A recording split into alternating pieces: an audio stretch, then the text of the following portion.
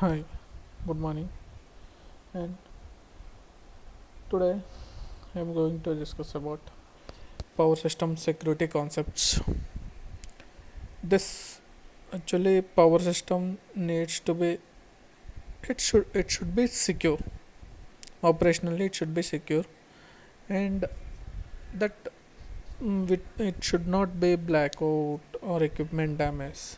That probability should be low. Okay, and one more important component in power system security, that system's ability to withstand the effects of contingencies. Contingencies, okay, and a contingency is basically an outage of generator, transformer, and or line, and its effects are monitored with specified security limits. Okay, these are monitoring with some limits. These are the we need to monitor every time the power system, and also power system operation is said to be a normal when the power flows and the bus voltages are within the acceptable limits and despite changes in the load or available generation. From this perspective, security is the probability of a power system's operating point remaining in a viable state operation. Okay, and system security can be broken down into two major components. You can see two major functions that are carried out in an operation center, like security assessment and security control. Before, these are the two types, and after that, before going to static security, lev- let us analyze the different operating states of the power system.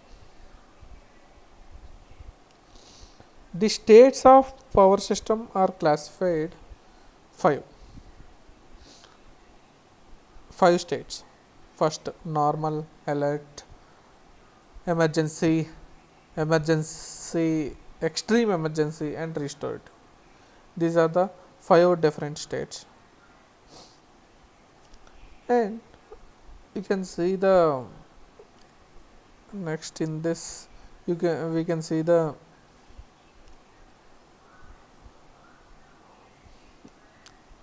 this figure despite the states and the ways in which transition can occur from the one state to another state.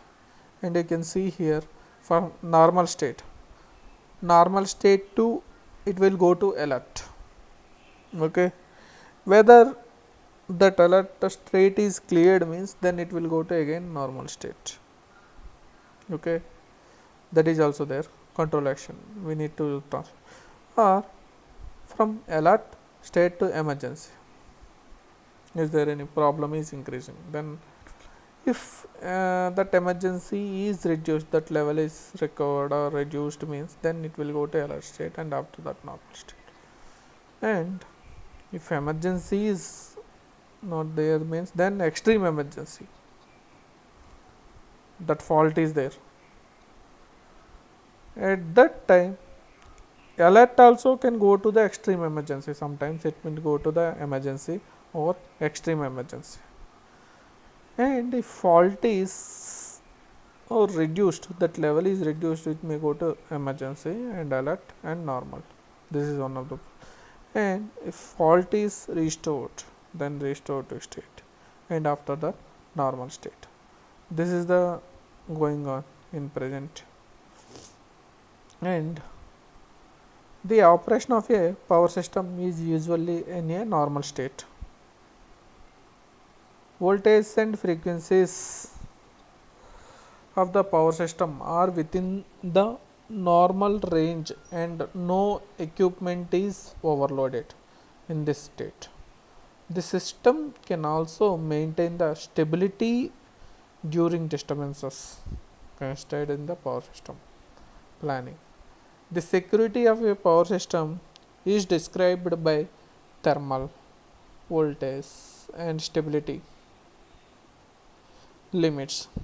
The system can also withstand the single contingency without violating any of the limits. The system consists the system the system transits into the emergency state if a disturbance occurs when the system is in the alert state. Okay, many system variables are out of the normal range or equipment loading exceeds short term ratings in this system. Okay, and the system is still complete. Emergency control control actions and more powerful than the control actions related to alert state can restore the system to alert state. The emergency control actions include fault clearing, excitation control, fault valving, generation tripping, generation running, and backup, HVDC modulation. Like all node tap changer, distribution transformer, some others also there, rescheduling, and these are the. And what is extreme emergency means? Extreme emergency state is a result of the occurrence of an extreme disturbance or an action of the incorrect or of ineffective emergency control actions. The power system is in a state where cascading outages and shutdown of a major part of the power system might happen. The system is in unstable state.